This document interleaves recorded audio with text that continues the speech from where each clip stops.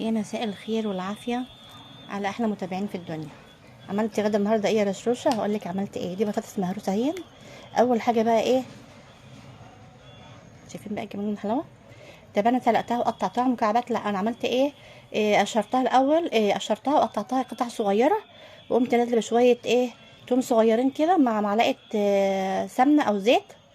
وبعد كده قمت نازلة بالبطاطس وشوية توابل وفي الاخر خالص بحط البيضية دي اهي. تمام. لكن ايه، في ناس الاول بتروح ايه مقطعاها، مقطعاها مكعبات كبيره وبعد كده تروح بقى ايه مقشره والكلام ده كله. لا انا وبعدين تسلقها وبعد كده تروح بقى ايه هرسها. لا انا وهي لسه نيه بقوم مقشراها مقطعاها مكعبات صغيره خالص، وايه بتبقى سهله جدا يعني. تمام. طبعا ده إيه رز على عدس او كشري، يعني هنا في بلدنا بيقولوا عليه كشري، اما بورسعيد عندنا بنقول عليه رز على عدس.